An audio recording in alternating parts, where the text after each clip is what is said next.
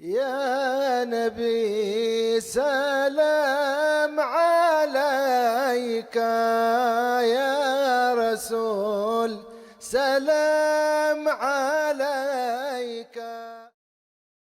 Parlons des annulatifs du jeûne. Le premier annulatif est la pénétration, qu'elle soit accompagnée d'une éjaculation ou non.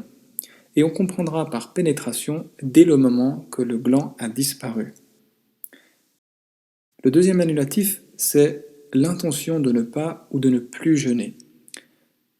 En effet, si une personne durant la journée se dit qu'elle va de manière ferme, irrévocable, arrêter son jeûne, elle se dit j'arrête de jeûner, et ce de manière très très claire et très très ferme, eh bien on considérera que le jeûne est rompu. Il ne faudra pas confondre ceci avec une personne qui éprouve de la difficulté et qui se dit « je pense que je vais arrêter de jeûner ».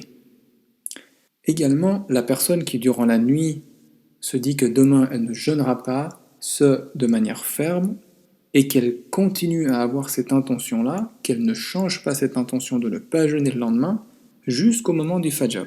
Alors, on considérera que le jeûne n'est pas valide.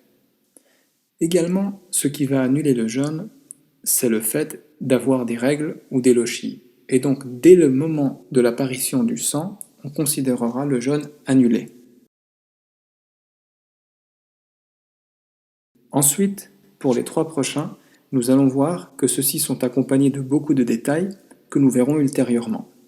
Il y a la sécrétion séminale ou préséminale, il y a le fait de vomir avec ses détails, et puis il y a le fait de faire parvenir quelque chose à la gorge ou bien à l'estomac, que ce soit comestible ou non, et cela va comprendre des éléments soit solubles, soit solides, par exemple de la nourriture, de la boisson, des médicaments, de la fumée, de la vapeur, et ainsi de suite.